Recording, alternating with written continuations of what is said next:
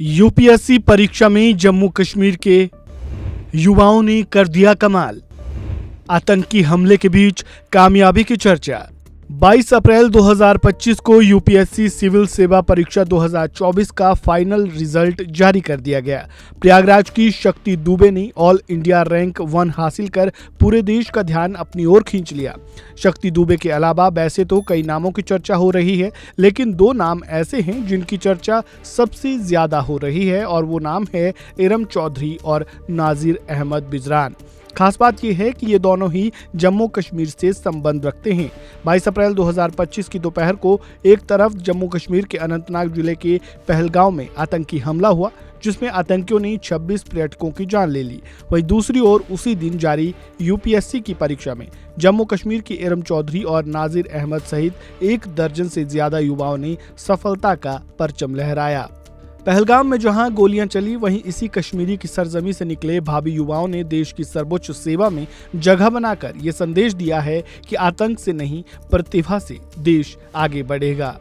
इरम चौधरी ने यूपीएससी में 40वीं रैंक हासिल की है, जो जम्मू कश्मीर के सभी सफल अभ्यर्थियों में सबसे बेस्ट रैंक है।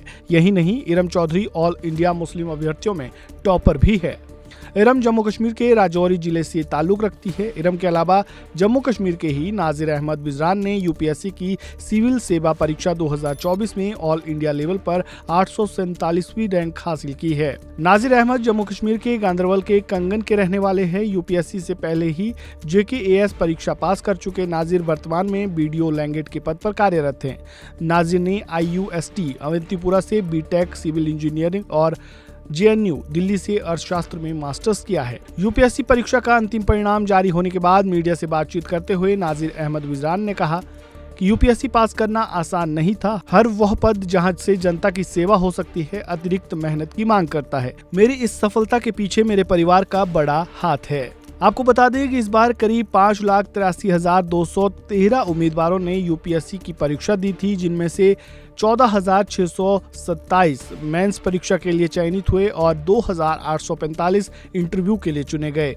और 22 अप्रैल 2025 को जारी यूपीएससी सिविल सेवा परीक्षा 2024 के अंतिम रिजल्ट में 1009 उम्मीदवारों ने जगह बनाई, जिसमें प्रयागराज के नैनी इलाके की रहने वाली शक्ति दुबे ने पहला स्थान हासिल किया।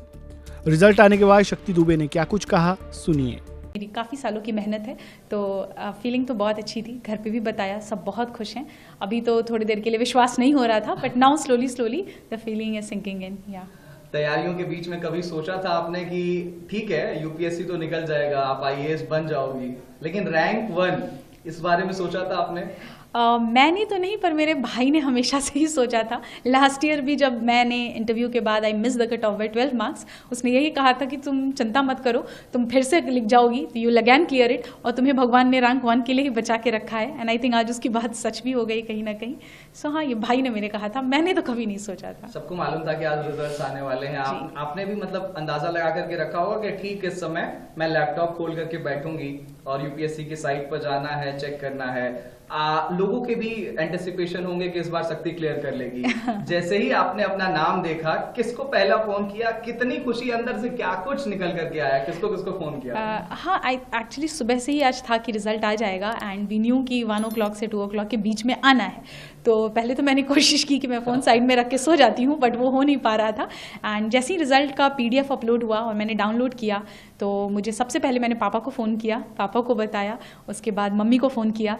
उसके बाद मुझे इंस्टीट्यूट से ही कॉल आया था, जब मैं काफ़ी घबराई हुई थी कि सर पता नहीं PDF गलत है या फेक है। सर ने फिर बोला नहीं, हमने आपका रोल नंबर क्रॉस वेरीफाई किया है, आप ही का रोल नंबर है। तो that's when finally I accepted कि इट्स डन, इट्स हैपनिंग। इस खबर में फिलहाल इतना ही। खबरों से जुड़े ताज़ा अपडेट के लिए बने रहें वन इंडिया हिंदी के साथ। धन्यवाद।